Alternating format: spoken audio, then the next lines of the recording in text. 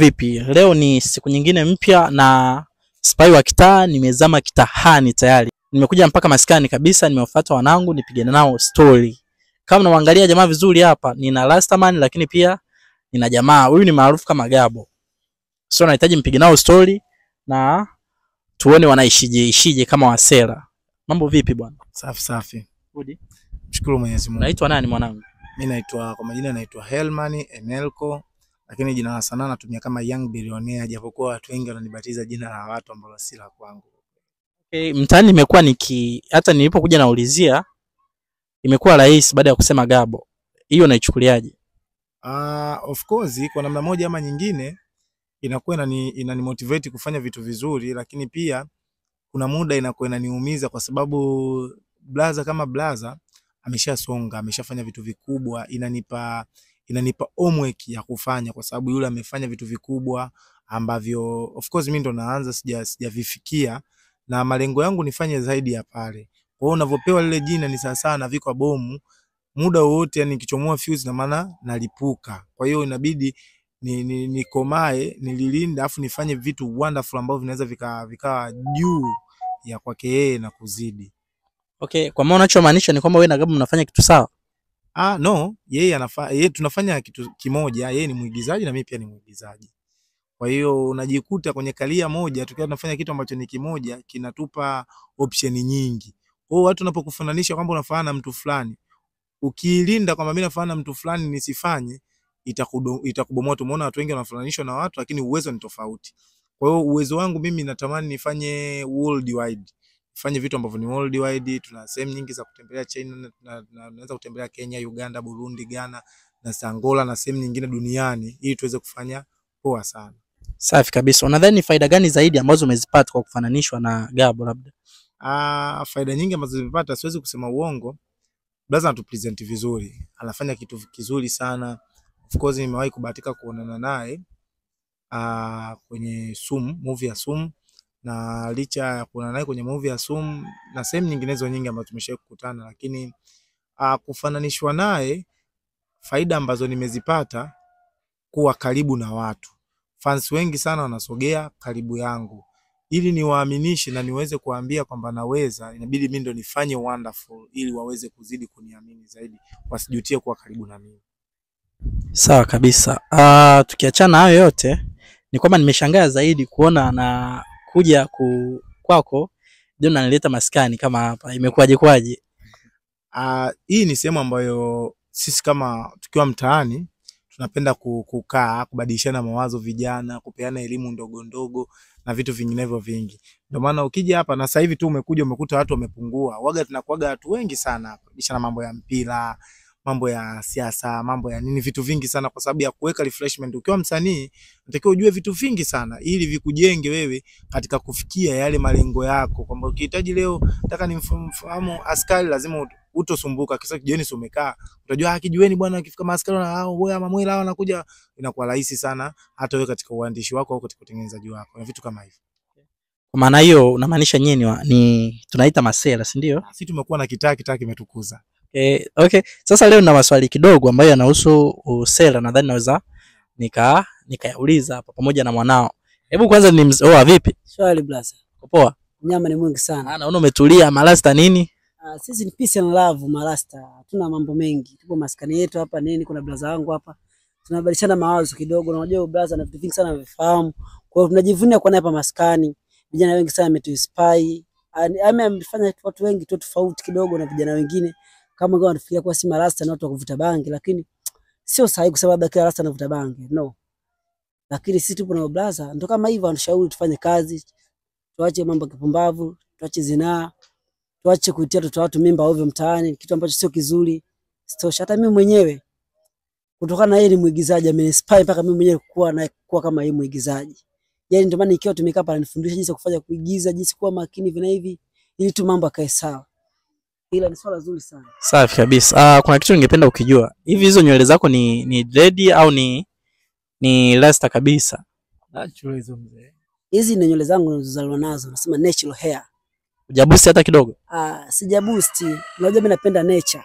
Yaani siwezi kuedit mwili wangu. Napenda natural. Kwa jinsi unavyoniona ndivyo nilivyo. Kama unaona hata nyama ugusi kabisa. Kwenye nyama hapo au sio kama malasta wengine wavuta bangi ambao wale nyama au nyama ndugu yangu anakanyaga. Basi yatimizi sheria za cluster, si ndio? Hivi mnadhani kwamba nyie kama rasta maisha, yani maisha niseme nyie kama masela ni maisha yenye maana gani kwenu? Watanzania wengi wanachukulia masela ni watu ambao hawafanyi kazi, ni watu ambao wanashinda tu kijiweni bila kufanya kazi. Lakini mimi napenda kuambia kuwa masela ni mtu anayejitambua, kijana anayejitambua, anafanya kazi na mbunifu na ni yakinifu pia, anaweza kutunza familia yake au kutunza ndugu zake, jamaa na marafiki na akawa smart. Kuwa msela ni maana unapitia hatua za ujana ambazo sio lazima uwe mvuta bangi, mnywa pombe, sio mfanyaji, hapana. Ni mtu ambaye uko peace and love, yani wewe uko smart kwenye vitu vyako. Safi kabisa. Lakini tukiachana hayo yote ni kwamba masela kuna changamoto nyingi ambazo mnazipitia. Unahisi zimewakomaza kiasi gani? Moja ya changamoto ambayo huaga inaniuma ni kutoaminiwa na watu. Yani ukiwa mtoto wa mtaani tunasema, ambao sisi maisha yetu ni hatuna ile mboga saba pilipili ya 8. Yani sisi hatuaminiwi na watu. Yani hapa mna mboga saba. Yani hatuaminiwi na watu. Mboga moja tu. Yani basi. Yani hatuaminiwi na watu, watu hawatupi fursa. Yani ukienda kumwambia mtu bwana, mimi labda leo niende nikamwambie mimi na kipaji naomba invest kwangu labda hata milioni 5 au milioni 10 au milioni 30, anaona huyu vipi anakuja, yani huyu vipi huyu unajua. Lakini akienda mtu mwingine akimpa mfano wa biashara, bwana sijui, anatoa zile hela kwa moyo mmoja, anaamini mimi labda zile hela nitaenda nitafanyaje. Au labda vijana wanahitaji bodaboda, labda mpe bodaboda hajifikia mara 2, au nikimpa biashara yangu huyu atanipiga, kumbe hamna. Ana uwezo wa kufanya kazi na ana uwezo wa kujituma na akawa mtu mkubwa tu, na kesho akaendesha familia yake au kwako pia. Safi kabisa. Tuseme kwenye ukitazama nyuma kuna jambo gani ambalo lina, yani kutokana na usela lina kumotivate au lina kupa motivation? Umoja. Sasa hivi kwa jinsi watu wanavozidi kwenda, kwanza vijana wengi mimi nashukuru Mwenyezi Mungu wanajituma. Bodaboda, bajaji, machinga wengine. Yani wamegawanyika katika kategori nyingi, wanafanya kazi kwa nguvu. Kwa hiyo ile inamsababisha yeye kutokuwa tegemezi, kuepukana na vitu ambavyo si rasmi, kwa mfano kuvuta bangi au kukaba watu na vitu vingine. Sasa hivi hata ukiangalia yani na uhakika asilimia kubwa sana imepungua ya watu wanakabwa. Imepungua sana watu wanakaa maskani kuvuta bangi, muda mwingi watu wanafanya kazi. Kwa hiyo inanipa furaha kuona watu wanafanya vitu vikubwa alafu ni vijana. Sasa hivi hata kwenye uongozi wanapewa vijana waongoze. Wapo wabunge vijana. Kwa hiyo inatusaidia pia. Ni kweli kabisa. Tukiachana na uigizaji kama ulivyosema, kitu kingine tofauti labda mnajishughulisha na nini? Kujishughulisha sisi hapa mtaani, vijana wengine kuna ambao ni bodaboda, kuna ambao ni mamachinga hapa kama tulivyosema, wanafanya shughuli zao, wanauza nguo na vitu vinginevyo vingi, viatu, nguo na vitu vingine. Kuna watu wengine ni bajaji, kuna watu wengine wanafanya biashara za baba tuashumu. Kama tuashumu mimi by professional, mimi nimesomea masuala ya utendaji local government, lakini masuala hayo nashukuru kwa Mwenyezi Mungu hayakunipeleka huko, nikimbia kwenye sanaa niweze kurekebisha, kwa sababu mambo ya serikali uweze kufanya kazi zako, unatoka jioni ukaingia kwenye masuala ya shooting, itakuwa kidogo. Kwa hiyo niliamua kuacha moja nikafuata lingine. Lakini pia kwa sasa hivi tunachokiomba baba kwa serikali kutuamini, kutupa mitaji kama hizi, na mama yetu Mama Samia Suluhu Hassan tunampenda sana, anafanya kazi nzuri, ni mama ambaye ametusaidia sana vijana kukaa kwenye uongozi, kujishughulisha na vitu vinginevyo vingi. Appreciate sana kwake. Kwa hiyo kwa kupitia hayo sisi salamu zetu tunamwambia atusaidie sisi vijana kufikia malengo. Nadhani ikimfikia hii ataburudika sana. Tunamuombea kwa Mwenyezi Mungu uchaguzi huu unaokuja mwaka 2025 26 yani sisi ni tiki tu, sisi tunampa tiki na imani kwa Mwenyezi Mungu, kama alimteua kwa mwanamke pekee aliyetuongoza Tanzania, basi atamteua tena kuongoza awamu ya pili ili akamilishe muhula wake, na Mwenyezi Mungu amjalie maendeleo na kupendwa na watu pia katika nchi yetu Tanzania. Kwa hiyo mama mitano tena mimi kwangu nampa, na kwa maskani zangu ninavyojua na ninavyoongea kila siku tiki kwake, hakuna anayempinga, hamna anayempinga. Nani kama mama? Hayupo. Mama ndo mlezi wa watoto. Kwa hiyo sisi ni watoto wake, lazima tulee. Kweli. Hivi labda umewahi kukata tamaa? Mara kibao bro. Yaani mara kibao sana nishaye kukata tamaa, lakini sio shauri vijana wenzangu wakate tamaa. Nishaye kukata tamaa. Ni kitu gani umekirudia mara nyingi zaidi? Yaani namaanisha kila ukifanya unafeli, ila ukikatii tamaa. Uigizaji. Ilikuwaje? Yaani kuna kipindi nilikuwa naweza kutembea umbali mrefu. Nilikuwa natoka Magomeni, natoka Kigamboni mpaka Kimara kwa mguu. Can you imagine natembea kwa mguu sio mara moja, na afu hapo nilikuwa natembea sio mara moja, yani nitembea kama karibu mwezi mzima. Naenda natakiwa nilipoti mazoezini na naenda mazoezini. Na asubuhi yake narudi, nilikuwa natoka saa 4 pale Kimara. Safi sana. Na kanyaga mpaka, kwa sababu muda huo nakaa ghetto, sina kazi, sina pesa. Sana ndo nategemea kwamba itanitoa. Nikaa nafanya ile teaching ya kwenda na kurudi. Kiukweli nilikuwa ndani moyo wangu na maumivu makubwa sana. Lakini pia moja ya kitu ambacho kilinifanya pia nikapata unanili zaidi, unakutana na watu wakubwa alafu hakupi moyo wa kuona kwamba unaweza kaendelea. Wanakupa moyo wa kugandamiza. Ile ilinikwenda nikata sana. Lakini nashukuru Mwenyezi Mungu kwa hatua ambazo nimepiga mpaka sasa hivi ni good. Okay, unaweza kuniambia labda ulipambanaje na hii hali mpaka kuishinda? Kama ninavyosema, nilikata tamaa.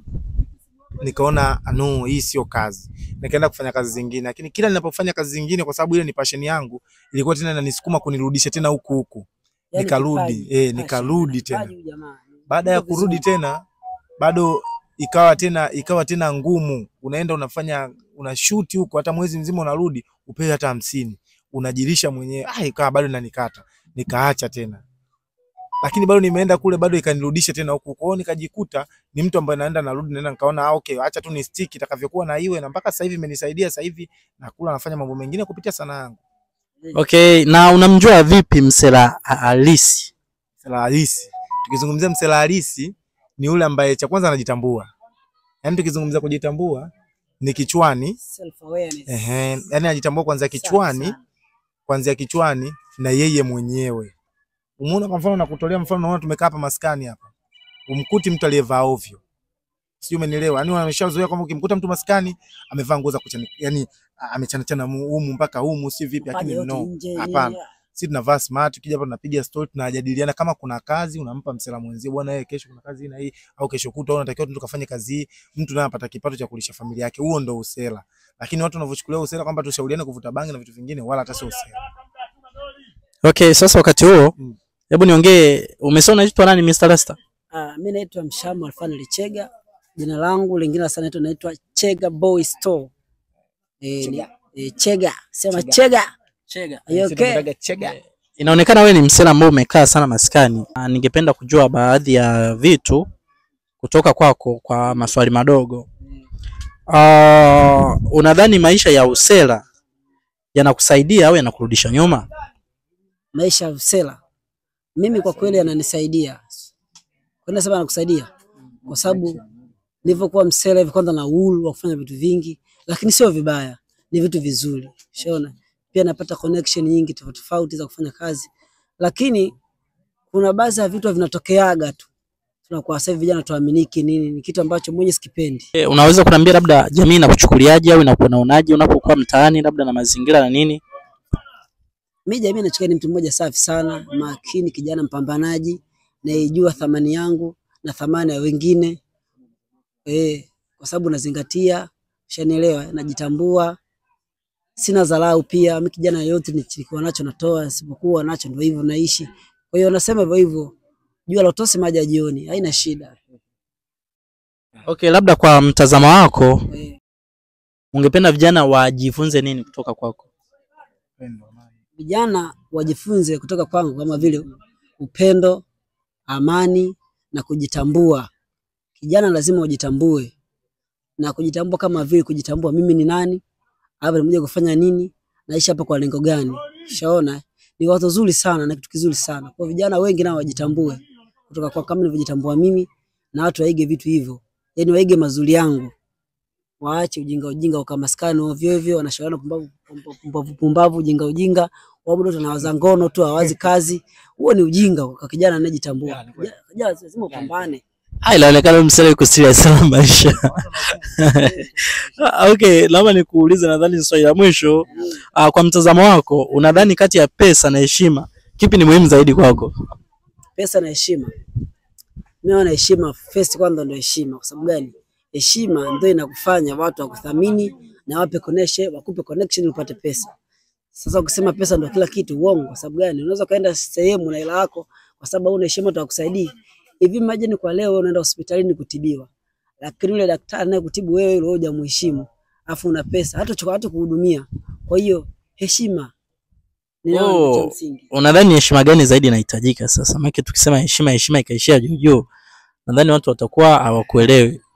Heshima ambayo inahitajika ni kujua thamani ya mwenzako. Unajua ukishatambua thamani ya mwenzako kwa upande wako, ndio hapo unapojenga heshima.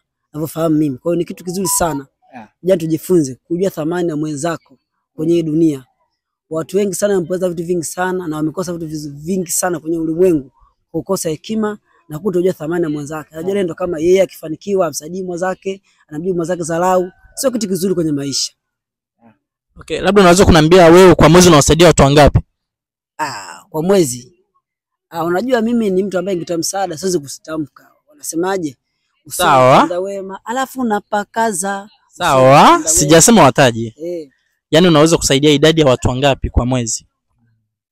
Ni wengi tofauti, Mungu ndo anajua analosaidia. Sababu naweza nikaongea hapa ikawa sio vizuri sababu msaada utangazwi. Okay, lakini sidhani kama ni mbaya kwa sababu sio kama umemtaja kama ni fulani. Yaani anahitaji kujua labda kijana hata mwingine ambaye labda anakuwa na nafasi ya kumsaidia mtu, ajifunze kutoka kwako kwamba ana nafasi ya kumsaidia mtu anapokuwa na matatizo. So unahitaji kujua labda wewe kwa mwezi unaweza kusaidia idadi ya watu wangapi? Yaani umepata umekosa Yaani issue iliyokuepo ni kwamba kiufupi ni kwamba yaani unasaidia kutokana na kipato unachokipata. Kwa hiyo huwezi kuweka guarantee kwamba kwa mwezi nitasaidia watu 10 au watu 20 wakati wewe una uwezo wa kupata 2,000 3,000. Kwa hiyo yoyote atakayekukuta na nafasi muda wote bila kujali muda wala saa utamsaidia, wala huwezi kuhesabu kama unasaidia wangapi. Ni wengi sana ambao unawasaidia. Okay, nashukuru sana. Nadhani kwa sababu nikisema tuongee hapa tutamaliza. So labda cha mwisho, labda una nini cha kuongea na vijana au unawashauri nini vijana ambao wanakusikiliza na kukutazama kupitia Spy wa Kitaa? Mimi nataka niwaambie kwamba dunia inaongozwa na vitu vifuatavyo. Kitu cha kwanza katika dunia ni talent. Talent ni kitu cha kwanza. Talent ndo inaongoza katika ufanyaji ajira katika dunia hii ya sasa hivi. Ukiwa na talent utaweza kufanya. Kitu cha pili ambacho kinaongoza kwenye dunia ukiachana na talent ni yani tuseme wabunifu. Wanasema creativity. Yani wale wabunifu. Ubunifu ni kwamba mtu anatengeneza masofa, anatengeneza nini, anatengeneza magari, anatengeneza nini, au ni wabunifu. Alafu kitu kingine ukitaka uweze zaidi tunasema pia wafanya biashara. Kwa hiyo bodaboda ni mfanya biashara mtu yote. Kwa hiyo jitahidi sana usitoke katika hao watu. Vijana wenzangu tusilale. Nafasi ni ya kwetu. Chochote unachoweza kufanya, fanya kwa wakati. Unaweza ukafikia malengo. Vijana wengi wanapenda kulalamika. Yaani kijana anakaa maskani kazi afanye kile ni kulalamika tu bwana. Hivi na hivi. Kwa nini unalaumu watu? Usilalamike, pambana. Yaani pambana yourself. Ushaelewa? Vijana wengi wasema wanalalamika. Unajua wanalalamika vijana wengi blaza. Sijui nini. Kuna fursa zipo. Kuna kuuza viatu, kuna kuuza nyanya au sio? Kuna kuuza mtumba mtaani, si ndio? Na kama una kipaji chako pia kuna kundi moja vila sanaa labda kana Magomeni. Inaitwa Hamasa Films. Unaenda pale unajifunza sanaa. Ndio hivyo fresh. Sasa mimi nashangaa vijana wanakuwa wanalalamika. Kwa kweli. Lakini kwenye vijana leo waona hamasa pale. Nyinyi mbona kama ni wa moja wapo? Mimi hamasa imenisaidia kutoka sehemu moja kuelekea sehemu nyingine, kutanisha na watu mbalimbali, na ni sehemu ambayo inanilea na kunikuza bado. Kwa mimi ni mtu ambaye napikwa pale, nakaribia kuiva ila bado napikwa. Kwa hiyo mtu yote atakayeniona kipaji changu, japo hapo Faraway kuna watu wamenisupport kufika pale, lakini na hamasa ni moja hapo. Inanishika mkono pia kunitoa nilipo na kuninyanyua kufika malengo. Okay, na Mr. na wewe uko? Nipo ndio Hamasa Films. Blaza alinipeleka Hamasa Films pale nikapata mafunzo. Unajua hata kama wakawa na kipaji, lakini lazima kipaji chako kiongezwe, yani ufundishwe. Yaani kwa mfano ni mwigizaji. Kwa hiyo lazima ufundishe namna ya kuigiza. Leo huwezi nikakuchukua tu hapo spy ukawa tu ni mwigizaji. Lazima nikufundishe jinsi gani na kucheza na kamera, kufundisha hisia, ni mazoezi tofauti ili uweze kuwa mwigizaji. Sasa kuna watu ambao wa mtaani ambao wanaigiza tu kweli, na vijana zangu na washauri waende sehemu husika, kwa mfano pale Hamasa, wakafundishwa jinsi ya kuigiza. Yaani tunataka utumuone mtu kwenye picture, kwenye video akiwa analia, yaani mtazamaji kabisa avutiwe na wewe. Lakini video vyote hivyo vinapatikana Hamasa Films, wanafundisha hivyo vitu vyote. Kwa hiyo vijana wengi kama wana vipaji waende pale. Kuna mpaka Luka Sarakasi pale, si ndio? Kuna wacheza ngoma, si ndio? Na musician wanaimba wapo. Kwa hiyo wafike pale, ndio kuna kila kitu. Kwa hiyo Mungu pia naye anabariki. Kwa hiyo vijana zangu na washauri tu wajitambue. Nafikiri kujitambua ndio njia moja hapo kutoka kwenye maisha. Thank you. Basi poa, mimi bwana nashukuru sana. Mlikuwa na Spy wa Kitaa, ndugu watazamaji ambao mnafuatilia channel yangu Spy wa Kitaa. Tukiwa kwenye Instagram Spy wa Kitaa, TikTok Spy wa Kitaa, lakini pia Facebook ni Spy wa Kitaa. So muendelee kujipatia madini mbalimbali. Naona una channel? Social media lazima. Unatumia social gani? Kwa Instagram natumia Young Billionaire, na TikTok natumia pia Young Billionaire, na YouTube natumia Young Billionaire, Facebook natumia Young Billionaire pia. Kwa hiyo karibuni sana kwenye peji zangu, mtakuta mambo yangu mengi sana ambayo nimeposti kuhusiana na sanaa zangu na sehemu ambazo tunapatikana. Itakuwa ni vizuri zaidi. Mtu yote ambaye anahitaji, namba zangu pia ziko pale kwenye bio. Okay. Na Mr. Rasi au sio mtu mtandao? Ninao account yangu ya YouTube, Instagram, Facebook, kwamba TikTok natumia Chega Boy Store, Instagram Chega Boy Store, YouTube Chega Boy Store. Hiyo ni account ya biashara na post vitu tofauti. Kuna jeans kali, kuna crop top, kuna mini skirt au sio nasema long blouses, night dress na vitu vingine vingi kabisa vinapatikana pale. Kwa hiyo haina shida ndugu zangu, ingia hapo kwenye account utapata vitu. Bwana umetisha sana hisi. Sisi tunajitambua. Asante sana. Basi poa. Ndio Kitaa, maji ya kunywa ukipita usikose kupata. Nashukuru sana bwana. Karibu sana. Asante sana kupoteza muda wako kuja hapa. Poa kaka. Poa.